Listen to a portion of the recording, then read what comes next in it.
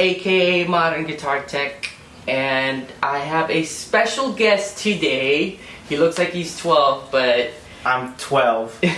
So Johnny now is this big ass, dope fucking guitar tech, and he does all these like famous bands and famous musicians, while some of us just fucking are in LA. Hey man, you know. Don't worry, it'll come back. Okay, so we're gonna ask Johnny a few questions, and then yeah, just try and answer as honestly as you can, Johnny. Don't fucking sugarcoat. So I went to MI and did their luthier course. So for those of you that don't know, real quick, MI stands for Musicians Institute, and it's a school out here in Hollywood, California. And they have a luthier program called Guitar Craft Academy. So that's what he's talking about. Yeah. And I did that for 6 months, obviously. And you know, I just put my nose to the fucking books and worked on guitar and basically started building guitars. Got top of my class. Started working at Guitar Center. Right on.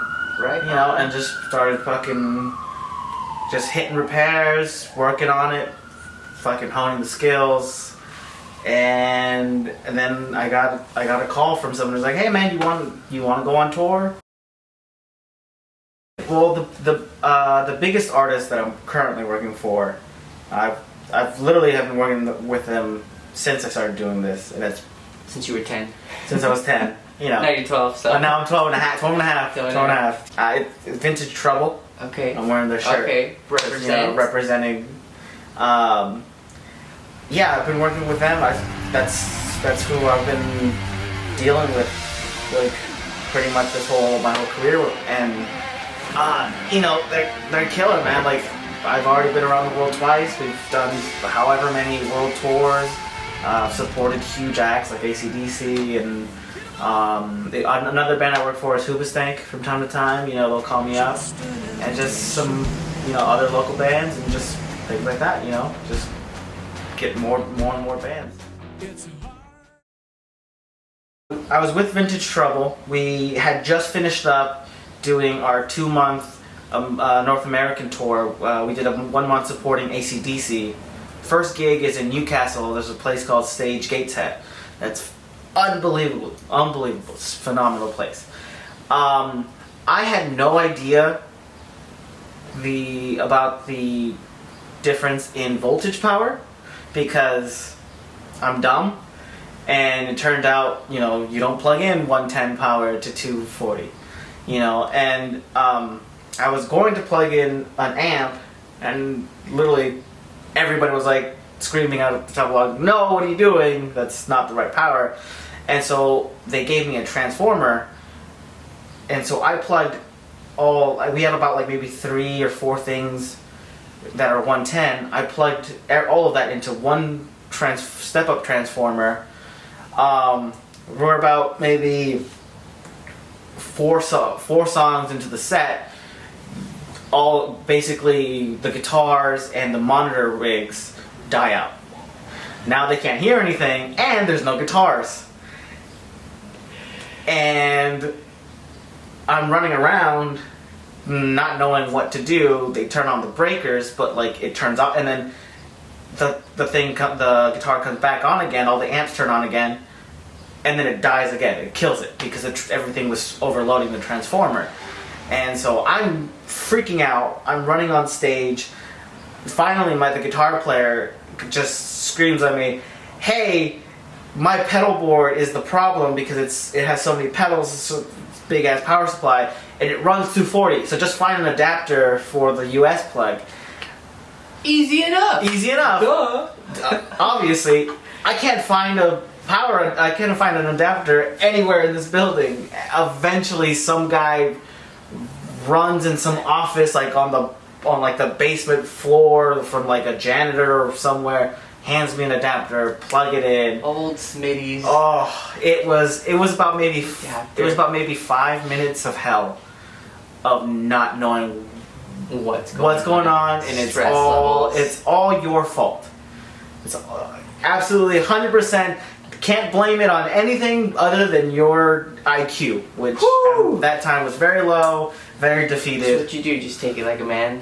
You know what? I took it like a man. I was like, I went into the dressing room and was like, all right, guys, whenever you guys want to send me back to LA, you know, that's totally cool. I get it. You know, thank you for the opportunity. And you know what? The band was super I was made fun of. To this day, I still probably get made fun of it for it. But, you know, you live, you learn. Okay, so now what's the coolest? The coolest Story that like saved, like, Johnny, you're God, we're never gonna fire you. Well, that hasn't happened yet. Okay. This was the first gig that I was actually working with Hoobastank, so this was technically like my tryout, you know, like we'll see how you mesh with the band and all that stuff. About like a few songs into the show, we're about halfway done, and I get like the monitor tech, who's a good friend of mine. He's on stage left, and he's doing like this motion from across the stage, which usually means is like, hey, universal. Hey, something's going on. Look at me, please. You know, and so and you're right about to plug this amp into a 220.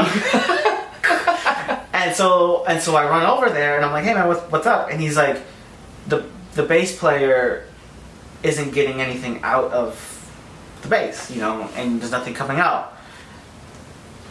We figured out it was one pedal, and our monitor guy, who really doesn't know much about guitars, he was the one freaking out. He's like, man, what do we do? How are we gonna? Should we just plug it into the? And I was like, yeah, man, don't worry about it. And I just ripped the pedal out of the board, finished the chain to bypass it, and that was it. And that was it. Didn't fist bump, and we're off. You know. The longest tour was 10 weeks, but we had 27 flights in it, so it felt like an eternity. That was last summer. Yeah, that wasn't fun. And I think the hardest thing about touring is probably, you know, the idea that you're not in the same place, you know, for a very long time. And you're constantly having to pick up and go. Yeah, exactly. Like when we're on tour, we have to have like day sheets of what we're doing, because I will not know when to wake up, because I am in a different time zone. I was 3 hours ahead, now I'm 8 hours behind, and now I'm 16 hours behind. And we got 2 flights we have to do, and lobby call is 11. And you know, and all these things get super jumbled up, and there's a lot of things that you have to know, and it becomes just draining on your body, and it does. Are you a drug addict now? No, it's just hard. It's just a lot, hard. and it's hard to kind of have a routine. Yeah. It's like, oh, I miss the family, you know. Which is, who doesn't miss their family? But come on, family's replaceable. Come on, like you can always make more family. Yeah, especially on the road. You can have a whole string of families. Just families everywhere. Here's my Korean family, my Japanese family. Rockstar shit I've ever done. PG-13. PG-13. There's specifically, in Osaka, there's a bar that's super famous that all the rock stars go, and it's called the Rock Rock. Now, rock stars from Osaka or rock stars from all over everywhere. The world? Throughout the bar, there's Polaroid pictures of every single person, every rock star that's been there. And I mean, I saw like John Paul Jones from Zeppelin has been there. From Metallica, Hoobastank. I think my picture's like by the. It's by the urinal. Like it's what you try to aim at. That's where they put it. Yeah. You know, I was there every night, and I think on the second night, we drank quite a bit. Somehow shirts were removed and dancing on like tables had begun, and I'm at the forefront of that, you know, movement, and so that was last year. Flash forward to a month ago, we were in Osaka again, we just finished our show, and a guy and a Japanese guy comes up to me, and he's like, "Johnny-san," and he showed me his phone, and on his phone he had live video of that moment, and wanted to shake my hand and said, "You are a legend." And that was my most rockstar moment, because I am now known in Osaka as a legend. And Vintage Trouble, the on that same run, did a radio interview at Osaka, and they gave me a shout out as the person who closes Rock out every night when we're here, who gets drunk and takes his shirt off and starts dancing with people. And yeah, I am a legend in Osaka, which is pretty rock star if you ask me.